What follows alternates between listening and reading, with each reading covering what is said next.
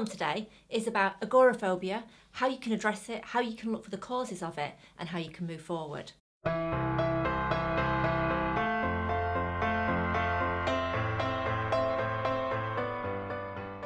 It is really common, and there's estimated in the UK alone around 20,000 cases of agoraphobia every single year.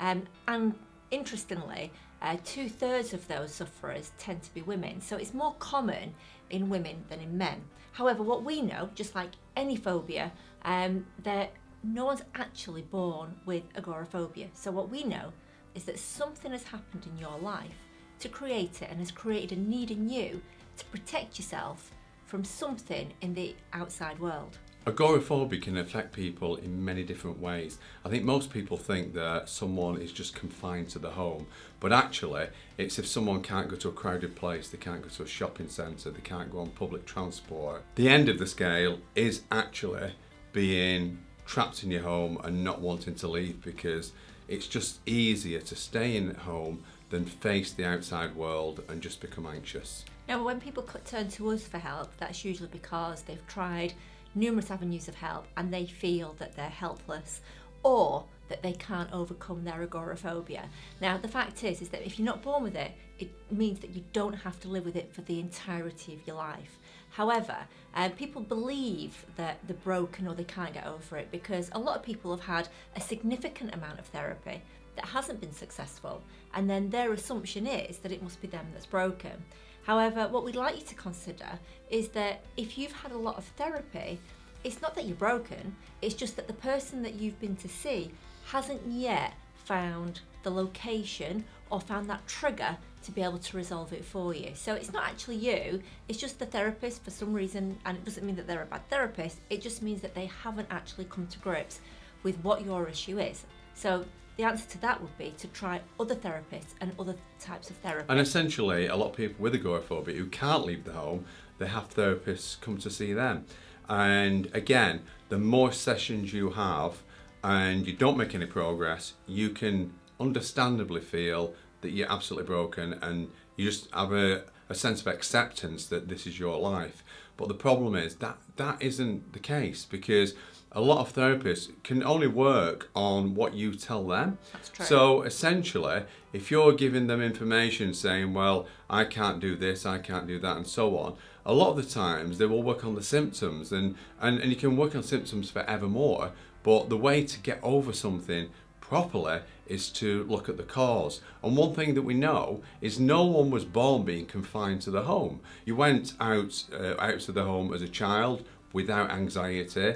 You probably went to primary school without anxiety, and you've had a lot of time in your life where you've been outside without anxiety. So the skill is for you to use a timeline and look at your life and look at, okay, when did I start having problems going outside, and what happened, and was there even just one event? But by actually finding that, you'll notice that that was the start, and then things maybe very quickly escalated from there, and now you're focusing on the things that you can't do. And that is a good point. Writing a timeline is key to helping to find your trigger or what started it, because it might be that there's more than one thing, and the way to go forward is to write a timeline and look at the different things that have happened in your life, the different traumas, the different times where you felt maybe fearful or vulnerable, or you might have witnessed something or something happened to you, and then you can actually start to work through those. And if you write a timeline, what you can actually do with that timeline, if you write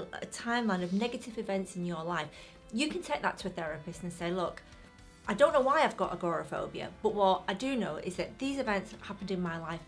Potentially, possibly, one of these things may be an issue. And then you can start to work through that list with your therapist. So you're going to go with a much more structured and informed way forward. Now, the fact is that agoraphobia can be as a consequence of all sorts of things, including another phobia. So, for example, a lot of people that we meet who have maybe a phobia of transport, or they maybe have emetophobia, which is a phobia of vomit, because they start to add more triggers in, and they may feel panicky in new situations. Systematically, they've had a panic attack somewhere, so thinking, okay, I can't go there again, and systematically they're closing the world off up until a point where they only place that they feel free of a panic attack And is safe. within their home.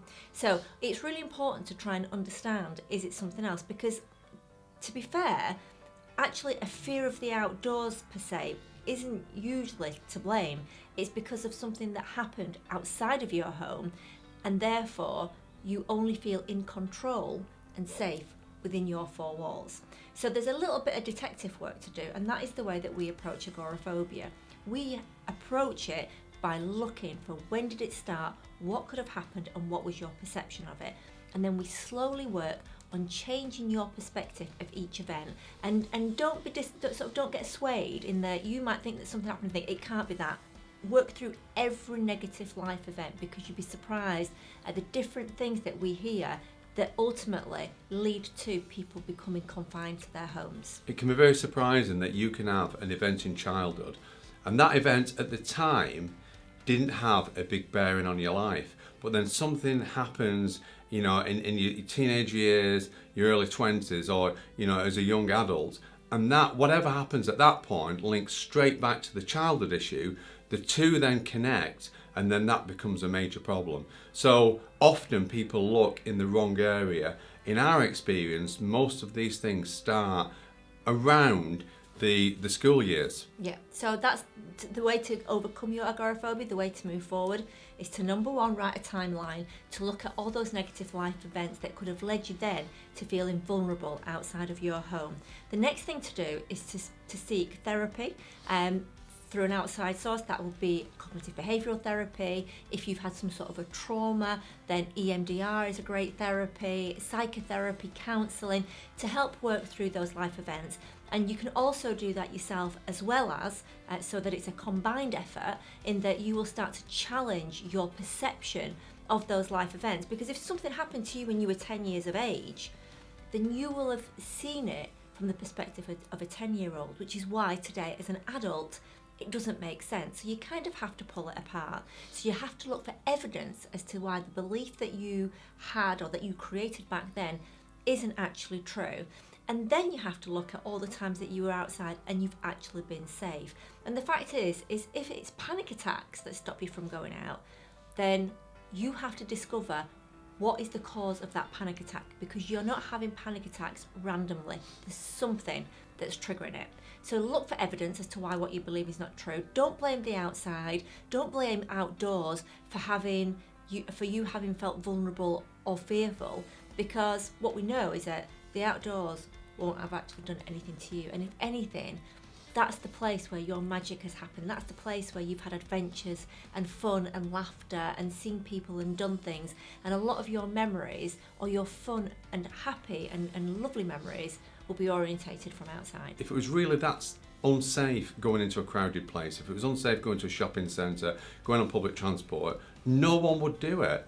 But millions of people do it every single day. And don't forget that as a really kind person, another way to change your perspective is to realise that if you're fearful of shopping centres, if you're fearful of people, then that's unfair on them, because those people have never done anything to you, and nor do they ever want to.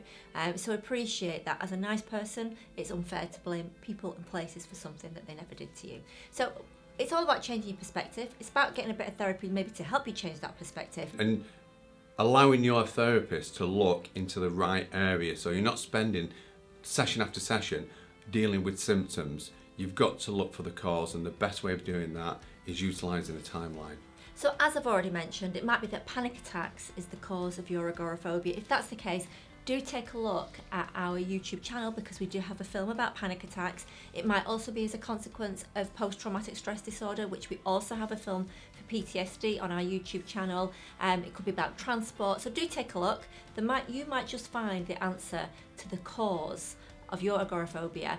And again, don't give up hope, because there's hope for everyone, and you weren't born with it, so you can live free of agoraphobia in the future as well.